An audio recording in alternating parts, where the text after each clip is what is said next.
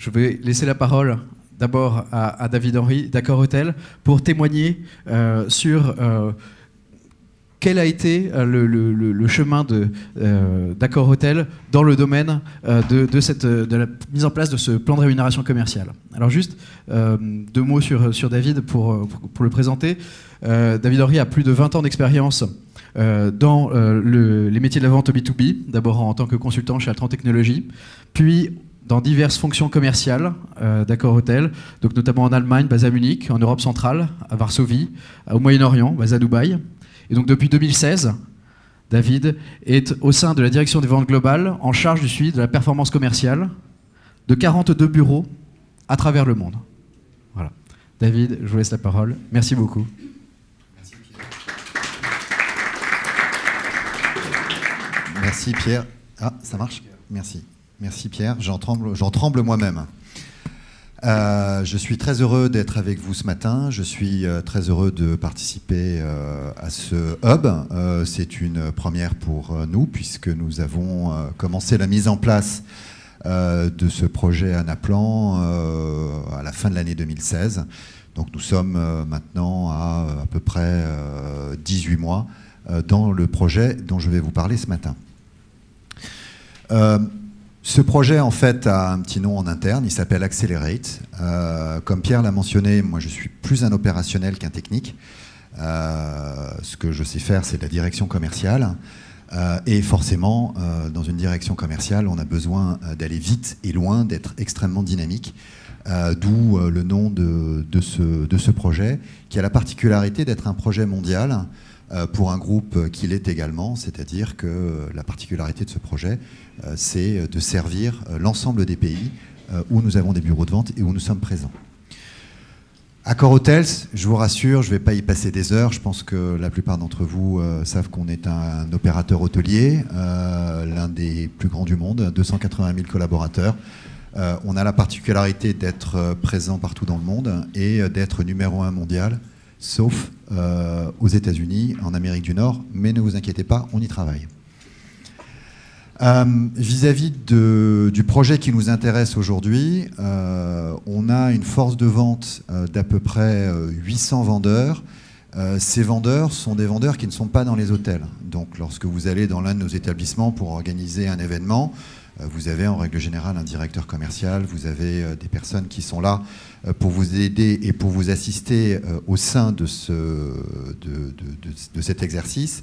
Ce sont des gens qui sont dans les hôtels. On en a à peu près entre 12 et 15 000 dans les 4 300 hôtels que l'on opère dans le monde. Ici, on ne se réfère qu'aux commerciaux que l'on appelle above property, c'est-à-dire les commerciaux qui ne sont pas basés dans les hôtels, mais qui sont basés dans nos sièges centraux ou régionaux. Donc on a 42 bureaux de vente, on a à peu près 9 métiers différents. L'idée ici, c'est juste de vous montrer quels sont les différents streams et quelles sont la complexité qui est liée en fait à ces différents streams. Ils ne sont pas particulièrement compliqués lorsqu'on les regarde individuellement. Ce qui devient souvent compliqué, c'est quand on commence à croiser ces informations. Rapidement, je pense qu'on a dans l'industrie hôtelière un positionnement qui est vraiment un positionnement d'expertise assez fort.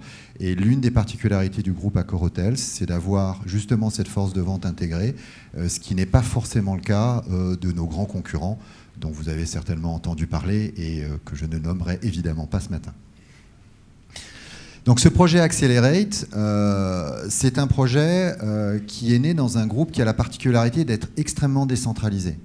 Accor Hotels s'est développé dans différentes régions du monde avec un esprit entrepreneurial qui est toujours extrêmement cher à l'entreprise aujourd'hui et qui nous vient de nos 2 fondateurs, qui étaient 2 entrepreneurs dans l'âme et qui ont su insuffler ce souffle d'entrepreneurship à l'intérieur de l'entreprise. Et même si aujourd'hui on est un petit peu plus gros que ce que l'on était il y a 50 ans, cette partie entrepreneuriale reste extrêmement importante. Donc ça veut dire que le revers de la médaille de ça, c'est que beaucoup de choses sont décidées et faites localement.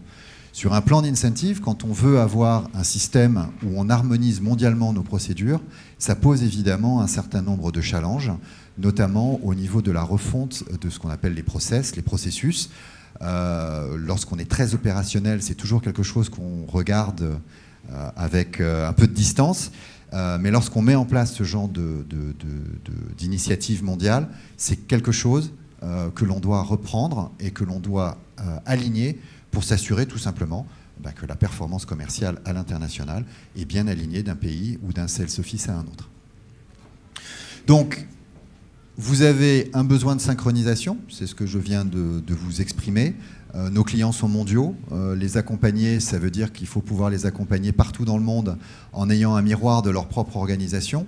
On ne traite pas un client très centralisé comme IBM ou comme Siemens par rapport à d'autres clients qui sont extrêmement décentralisés. Je pense par exemple au groupe BMW qui a une approche complètement différente de leurs achats hôteliers.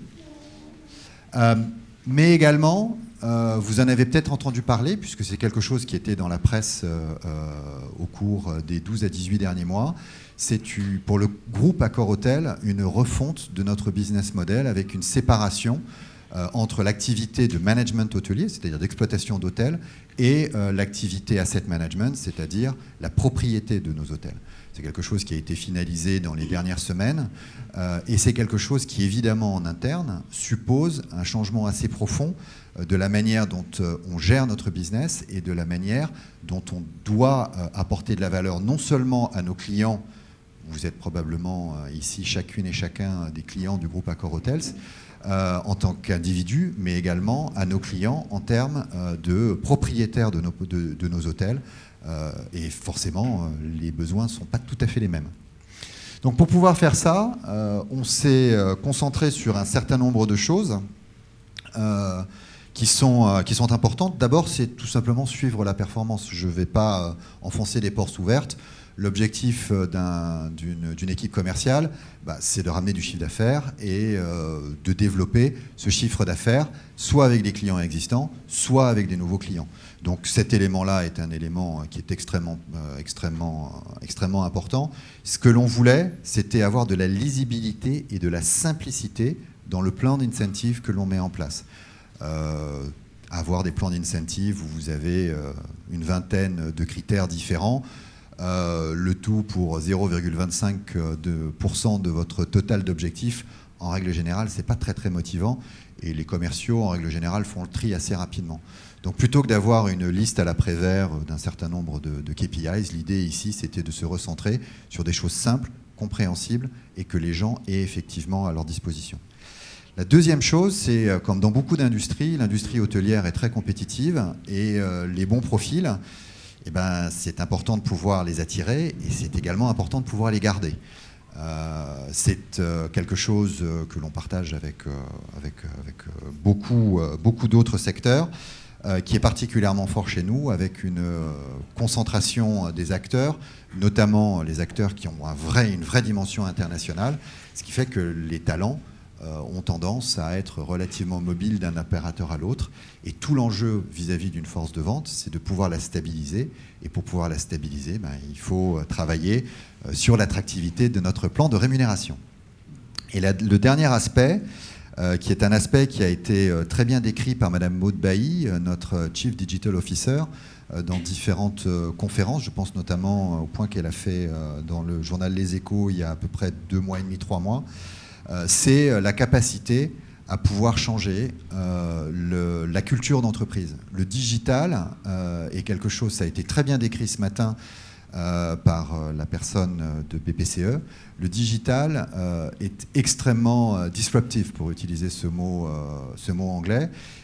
Et chez nous, comme dans beaucoup d'autres entreprises, on a été bousculé dans beaucoup de nos habitudes, dans beaucoup de nos méthodes, par un certain nombre d'acteurs. On peut penser à Booking, à Airbnb, mais on peut également penser à des choses comme le changement de business model de l'entreprise au travers d'une séparation des murs et de nos activités de management.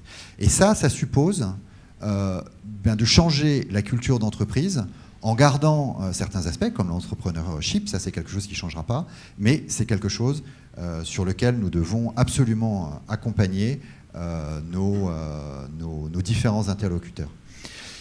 De ces attentes, il y a deux choses qui ont été mises à jour. Un premier point qui est relativement simple, c'est la refonte d'un plan de rémunération. Et ça, c'est quelque chose que l'on peut faire de manière relativement centralisée. Et une chose qui a été pour nous très innovante, c'est de donner en fait à l'ensemble de nos bureaux de vente un outil et un seul qui permettent en temps réel de pouvoir non seulement fixer les objectifs, mais également de pouvoir les suivre en temps réel, bureau de vente par bureau de vente, à l'international. En fait, la première partie, c'est quelque chose que l'on a depuis de très nombreuses années chez nous et qui est géré en partenariat avec les départements finance, Talent and Culture, qui est le nom chez nous des ressources humaines. En revanche, celui-ci, c'est celui qui était vraiment innovant et innovateur, et c'est celui qu'on a monté donc avec Anaplan. Donc les objectifs sont relativement simples, je n'y passerai pas des heures, simplement sur le point à retenir, c'est comment est-ce qu'on fait pour simplifier et harmoniser les choses, pour s'assurer que l'ensemble des commerciaux, des 800 commerciaux que je vous ai présentés au départ, travaillent tous dans le même sens, tous dans le déploiement de la stratégie commerciale qui est décidée au niveau du département des ventes globales du groupe. Pour pouvoir faire ça, on a voulu être accompagné par des gens qui sont des experts dans leur domaine. On a utilisé une société de conseil qui est spécialisée dans la construction de plans d'incentive et compensation plans, qui s'appelle ZS Associates, qui est une société nord-américaine, qui nous a apporté un éclairage extrêmement important sur la manière de construire le plan d'incentive.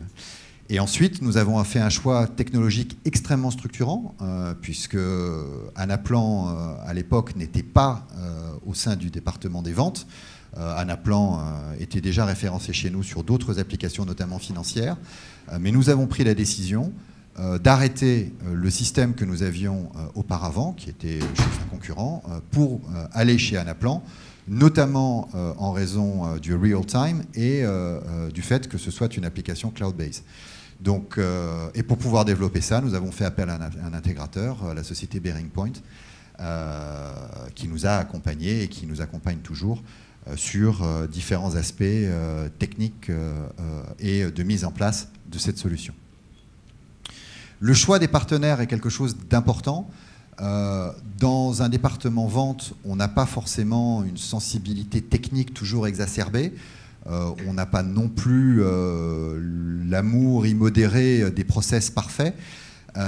Donc ça veut dire qu'on a besoin d'avoir des partenaires qui sont capables de pouvoir un peu nous cadrer, nous accompagner et surtout faire en sorte que les idées que l'on peut avoir et que l'on souhaite mettre en place soient effectivement suivies des faits et soient faites de la manière la plus professionnelle et la plus cohérente possible. Grosso modo, aujourd'hui, 18 mois dans ce projet, on est très content d'un certain nombre de points. Le premier point, c'est que ce projet, il a vu le jour. Et quand on a commencé, c'était pas forcément évident d'aller à l'encontre de la culture d'entreprise extrêmement décentralisée et de fournir un outil qui est un outil utilisé par l'ensemble des bureaux de vente, qui est un outil innovateur, qui est un outil qui apporte de la structure, merci c'est gentil, qui apporte de la structure et qui nous permet en fait de pouvoir aligner, en tous les cas dans la deuxième année c'est beaucoup plus fort que dans la première année, non seulement la fixation des objectifs mais également le suivi et le paiement des bonus de nos commerciaux. Puisqu'à la fin de la journée, ce système, ce qu'il sert à faire, c'est à dire combien un commercial va toucher de rémunération variable, qui soit basée à Paris, qui soit basée à Los Angeles ou qui soit basée à Kuala Lumpur. Donc ça veut dire que c'est extrêmement... c'est un changement extrême dans une entreprise où tout était défini localement. La deuxième chose, c'est... et ça, c'est un point sur lequel on va continuer à travailler, c'est qu'on a pu, grâce à ce projet, repenser complètement quels étaient les indicateurs de performance sur lesquels on voulait vraiment se concentrer. On avait des plans de... J'en ai vu certains, dans certains pays où vous aviez 25, 30 indicateurs sur le dos d'un commercial. En règle générale, ils ne se souvenaient pas de la moitié. S'ils se souvenaient de 3-4, c'était déjà bien. Donc, il y avait un problème d'alignement. Et pour pouvoir passer de 25 ou 30 indicateurs à 5, ce qui est le maximum que l'on accepte dans notre plan actuel, on a dû repenser complètement la manière dont ces KPIs sont effectivement calculés. Et ça nous a obligés à repenser également certains aspects de la fonction commerciale en elle-même. C'est-à-dire, qu'est-ce qu'on attend finalement d'un commercial? C'est quoi qui est important vis-à-vis de la valeur ajoutée qu'il va apporter à l'entreprise, mais qui va apporter également à nos hôtels et qui va apporter également à nos clients. Et ce travail de fond nous a permis de pouvoir révéler un certain nombre d'initiatives locales qui sont en train en ce moment de révolutionner l'approche que l'on a de la manière dont on s'occupe de nos clients, c'est-à-dire qui révolutionne notre approche commerciale. Un autre point important, je vous ai parlé de la dimension ressources humaines, qui est assez fondamentale. Et cette dimension ressources humaines, vis-à-vis de la reconnaissance, elle est essentielle. Si on veut retenir des talents, si on veut faire en sorte que ces gens-là restent dans l'entreprise, eh bien on a besoin de les reconnaître. Et la reconnaissance, ça passe pas que par du salaire, ça passe pas que par un plan de rémunération variable. On n'est pas dans un salon Talent and Culture, donc je ne vais pas en parler plus avant. Mais il est important de pouvoir avoir un vrai système de reconnaissance en interne des meilleurs. Et ça, on le fait au travers de deux choses. La première, c'est au travers de la publication tous les ans de la liste de nos meilleurs commerciaux. Et surtout ces commerciaux qui représentent à peu près 7 à 8% des personnes que vous avez vues tout à l'heure. Ces personnes sont invitées pendant une semaine dans une destination de rêve, et je peux vous garantir que chez Accor Hotels, on en a quelques-unes, dans des conditions qui sont tout à fait remarquables. Pourquoi? L'objectif, c'est de marquer les esprits, c'est de pouvoir leur donner l'expérience client dans la partie luxury de notre offre hôtelière la plus proche possible de l'excellence que l'on peut donner à l'ensemble de nos clients. Et donc, cette marque particulière, j'y étais il y a 3 semaines. Cette année, ça a eu lieu au Maroc, à Marrakech, dans un établissement Fairmont. Cette approche, elle est très particulière. Elle n'était pas forcément dans la culture française d'Accor Hôtel, mais de par nos acquisitions, notamment du groupe américain Fairmont Raffles et Swiss Hotel, enfin canadien, pas américain, Fairmont Raffles et Swiss Hotel, ça nous a permis de pouvoir intégrer cette dimension à l'intérieur de notre culture d'entreprise, de notre culture de reconnaissance, de notre culture commerciale. Et puis évidemment, les résultats, puisque à la fin de la journée, vis-à-vis des résultats, c'est ce qui compte, et vis-à-vis d'une force de vente, c'est l'élément le plus important. 3 enjeux sur lesquels on veut continuer à travailler. Un, c'est ce que je vous ai dit vis-à-vis des enjeux stratégiques, la manière dont on sert nos clients.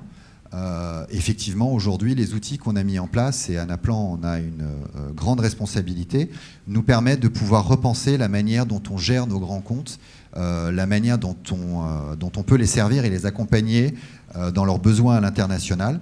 Il y a également un certain nombre d'enjeux techniques. Anaplan est une solution qui est extrêmement flexible, extrêmement dynamique. C'est également une solution qui demande de la part du client une vraie réflexion sur ces processus, puisque les processus entraînent un certain nombre de choix qui sont extrêmement structurants.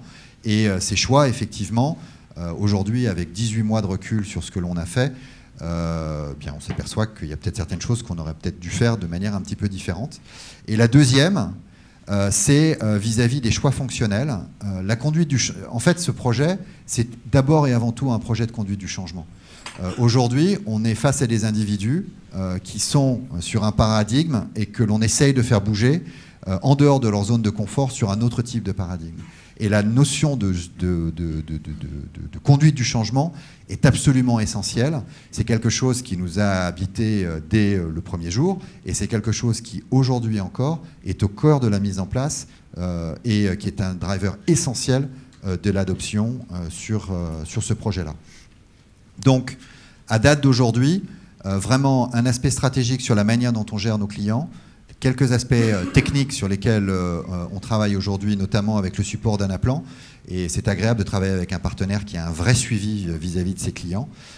Et un enjeu fonctionnel avec vis-à-vis de la conduite du changement. Comment est-ce qu'on fait pour s'assurer la meilleure adoption possible de ce système, vraiment dans toutes les parties du monde où nous sommes représentés. C'est ce dont je voulais vous parler ce matin. Beaucoup d'énergie, beaucoup d'enthousiasme, une équipe vraiment, certes restreinte, mais extrêmement motivée autour de ces enjeux. Et je pense aujourd'hui à un changement important de la direction commerciale du groupe Accor Hotels dans la manière dont nous pouvons gérer et accompagner nos bureaux de vente, tout simplement pour mieux servir nos clients. À votre disposition pour toute question.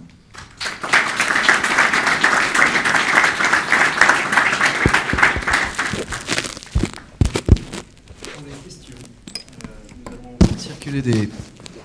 faire circuler des micros qui sont sous la forme de boîtes que vous voyez ici. Ça, c'est les brick and mortars, et ça, c'est vraiment les géants du net. Bonjour. Je voudrais savoir si vous avez fait le projet dans quel pays, vu que c'est très à l'international. Est-ce que ça a été géré depuis la France ou depuis un autre pays? C'est effectivement un excellent point. Un projet comme ça, qui englobe le monde entier, doit forcément être géré en co-design. Cet aspect de co-design est absolument fondamental, puisque si on peut mettre en place un certain nombre de règles générales, lorsque après on est confronté à la réalité du terrain, les plans de rémunération en Indonésie et les plans de rémunération au Brésil ou aux États-Unis sont forcément différents, avec des règles qui sont différentes et qui sont adaptées à certaines réalités locales. Donc l'un des enjeux qui a été extrêmement fort pour nous, ça a été d'une part de pouvoir, au niveau du management de chacune des zones et de chacun des bureaux de vente, embarquer le management, donc les gens qui sont en charge de la gestion de la politique commerciale au niveau local, mais également, et c'est ça qui a été relativement nouveau pour nous, embarquer également les commerciaux. C'est-à-dire que si on ne définit qu'au niveau du management sans intégrer les différents commerciaux eux-mêmes, on est assez vite confronté à un problème de réalité et à un problème en fait d'adoption. Et à la fin de la journée, l'argent, il va dans la poche du commercial en question. Au début, on a eu une approche un peu théorique, beaucoup basée sur une approche top-down, assez managériale, et assez rapidement dans le projet, après 6-8 mois d'opération, on s'est rendu compte que toute cette partie de co-design en bottoms-up était fondamentale, et c'est quelque chose que l'on a mis en place pour la deuxième année d'exercice et qui aujourd'hui nous apporte énormément, puisqu'on s'aperçoit qu'on est beaucoup plus en ligne avec les attentes des uns et des autres. Mais la notion de co-design est fondamentale. On ne peut pas imposer un outil comme ça depuis Paris ou depuis Toronto ou depuis n'importe quel endroit centralisé, surtout dans une entreprise dont la culture de base est une culture extrêmement décentralisée et une culture d'autonomie, d'indépendance, de responsabilité au niveau local qui est absolument fondamentale. Alors, on a une deuxième question. Oui, j'avais une autre question. Bonjour. Bonjour. Est-ce que vous avez eu des challenges pour intégrer les données? Ce que j'entends par là, c'est que quand on parle de différents KPI, par exemple, un KPI, j'en suis sûr, c'est le volume des ventes ou le chiffre d'affaires, des données qui sont dans différents systèmes, différentes bases de données. Donc, j'imagine que ça a été un challenge. Est-ce que vous pouvez nous en parler un petit peu? C'est pas un challenge, c'est un cauchemar. La particularité d'un groupe hôtelier, c'est que, grosso modo, on connecte entre elles 4300 entreprises, qui sont 4300 hôtels. Même s'il y a un certain niveau de standardisation, je vous rassure, tout ça reste très théorique. Et l'un des enjeux majeurs que l'on a, mais pas uniquement sur la fonction commerciale, que l'on a en règle générale, ça a été très bien dit ce matin lors de la session plénière, la data quality est quelque chose d'absolument essentiel. Et aujourd'hui, comme beaucoup d'acteurs, on est confronté à un vrai problème de data quality. Alors, contrairement à des financiers, on n'a pas besoin d'avoir une vision au centime près, sinon on a des poursuites judiciaires ou je ne sais quoi.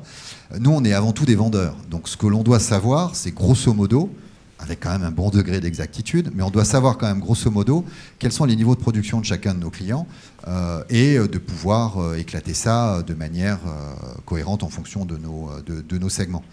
Et ça, c'est un vrai challenge. C'est un vrai challenge parce que d'abord, on n'est plus propriétaire de nos hôtels, donc ça veut dire que ces données, il y a un problème d'ownership entre le propriétaire et l'exploitant hôtelier. Donc ça, c'est des éléments juridiques, avec des cloisonnements, notamment quand on a affaire à des franchisés, et des contraintes réglementaires. Et ensuite, il y a toute la problématique autour de comment est-ce qu'on fait pour retirer la donnée d'un PMS, pour pouvoir, d'un Property Management System, qui est l'outil de gestion d'un hôtel, comment est-ce qu'on fait pour sortir la donnée de l'hôtel, l'agréger dans des systèmes de data lake et ensuite la répartir dans les différents départements en fonction de ce dont ils ont besoin.